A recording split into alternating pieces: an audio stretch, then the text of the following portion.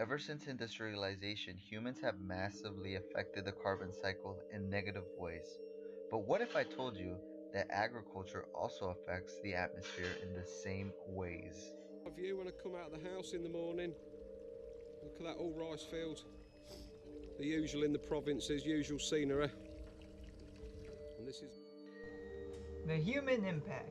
Rice is mass produced in more than 100 countries. Every year, around 700 million tons of rice is produced worldwide. With a gradual increase in the human population, there has been a rise in the demand for more rice. Where or who does it impact? Everyone is affected from the climate changes produced from rice, but Asia in particular is more affected by the products of rice farming. Asia represents 90% of the worldwide rice production and use this as their primary source of food.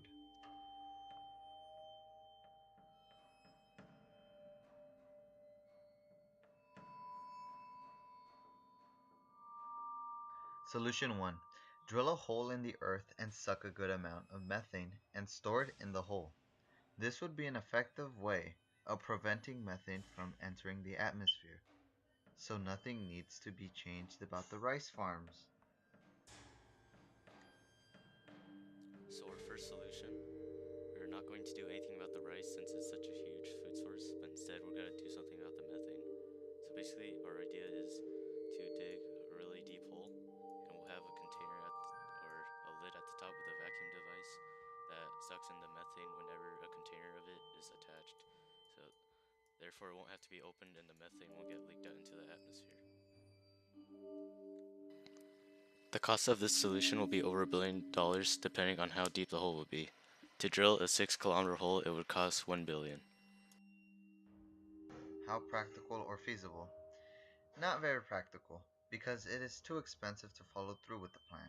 Also, we don't have the technology needed to vacuum the methane. Is it ethical? Yes, because we are only drilling holes into the ground and we are not moving anyone or anything. Is it ecologically friendly? Yes, because humans can balance the amount of methane stopping climate change. Would any laws need changing? Yeah, no laws will be needed because it's just adding some holes in the ground. We should take the farms and push it somewhere else! That's right. We can possibly harvest rice in drier regions around the world to reduce the amount of methane exposed to the atmosphere.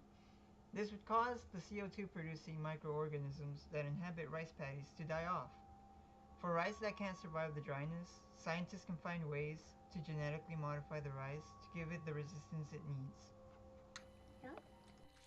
Our second solution is to move the production of rice to drier areas where greenhouse producing microorganisms will be able to survive, so the methane released will be at a slower rate compared to where it is right now. Cost of solution. The cost for this idea to fall through is $3 billion to move major rice fields to a drier region. How practical or feasible? It is practical because rice will continue to be produced, but methane rates will be reduced. It is feasible because it would only require the moving of farms to a drier region. Is it ethical? No, because many people will be losing their jobs or feel the need to migrate to a new area. Is it ecologically friendly? Yes and no. Yes, because it slows down the methane release rate. No, because it only slows down the methane release rate. It doesn't stop the methane being released. New laws would need to be implemented in order to keep farmers from forming rice fields in areas where more methane would be exposed to the atmosphere. Based on the analysis, the best solution is obviously moving rice production to drier regions around the globe. Based on our analysis, moving rice production to drier regions is the best solution. Solution 2 is the most viable because it is more practical and cheaper. Solution 1 is limited to how much the government is willing to pay to dig the holes needed to carry out the plan. Also, we don't have the right technology to efficiently transport the large supply of methane.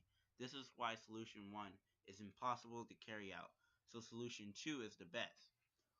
While Solution 2 may be the most practical, it comes with a lot of trade-offs. For example, many people will either lose their jobs or have to move to other regions where they will be able to continue their career as farmers.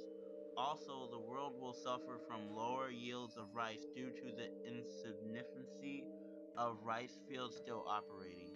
This could possibly lead to an increase in poverty and starvation. In the worst case scenario, the farmers and other people will rebel against the idea and start a rebellion. To conclude, rice is a very valuable product and there are minimum ways of preventing its production from harming the environment without it affecting us negatively.